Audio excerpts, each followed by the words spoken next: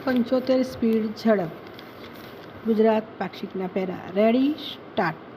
સીમાંકનથી લોકસભા બેઠકો ઘટવાની આશંકાથી તમિલનાડુ સહિત અનેક રાજ્યોમાં રાજકારણ ગરમાયું છે. આ વચ્ચે સરકાર સામે બે ફોર્મ્યુલા આવી છે. પહેલી, દરેક રાજ્યમાં મહિલા અનામત મુજબ 33% લોકસભા બેઠકો વધારવામાં આવે તો કુલ બેઠક 725 થઈ શકે છે. આ ફોર્મ્યુલાથી SC/ST માટે અનામત બેઠકોની સંખ્યા પણ વધી જશે. બીજી, રાજ્યની વસ્તીને બદલે મતદારોની સંખ્યા મુજબ સીમાંકન કરવામાં આવે. તેનાથી લોકસભામાં હાલ 543 બેઠક 1/3 વધીને 738 થઈ જશે. તેમાંથી 1/3 બેઠકો મહિલા માટે અનામત કરવામાં આવે.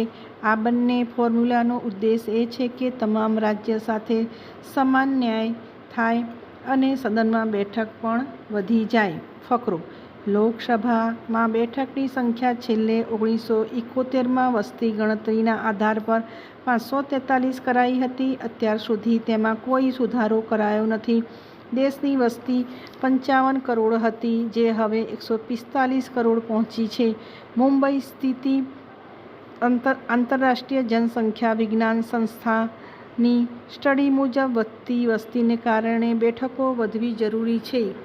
કારણ કે વધુ વસ્તીને કારણે એક જનપ્રતિનિધિ પર 20-28 લાખ સુધીની વસ્તીનો બોજ છે.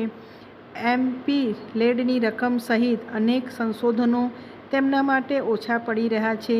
બ્રિટનની 6.73 કરોડની વસ્તી સામે 650 બેઠક, ફ્રાન્સની 656 કરોડની વસ્તી પર 577 બેઠક, જર્મનીની 8.34 કરોડની વસ્તી સામે 736 બેઠકો છે. ફકરો: મહિલા અનામત ફોર્મ્યુલાથી બેઠકો 722 વધે છે, પરંતુ તેને 725 સુધી વધારી શકાય છે. નવી સંસદમાં 888 સભ્યોને બેસવા માટેની વ્યવસ્થા છે. એવામાં બેઠકોની સંખ્યા 145 કરોડની વસ્તી મુજબ 850 સુધી થઈ શકે છે, પરંતુ 725 રહેવાનો અંદાજ છે. સૂત્રોના જણાવ્યા મુજબ વસ્તી ગણતરી અને સીમાંકનની સંપૂર્ણ પ્રક્રિયા 20 સપ્ટેમ્બર 2023 પાસ મહિલા અનામત કાયદા સાથે જોડાયેલી છે, જેમાં સ્પષ્ટ કરવામાં આવ્યું છે બિલ પાસ થયા બાદ થનારી પહેલી વસ્તી ગણતરીના આંકડા સામે આવ્યા બાદ સીમાંકન થશે અને તે પછી જ આ બિલને લાગુ કરવામાં આવશે. આ અનામત બેઠક 15 વર્ષ માટે રહેશે અને તે પછી થનારા સીમાંકનના આધારે રોટેશન કરવામાં આવશે. અનામતના 15 વર્ષના નિયમને સંસદ આગળ વધારી શકે છે. SC અને ST માટે અનામત બેઠકોમાં 1/3 બેઠકો આ વર્ગની મહિલાઓ માટે રહેશે.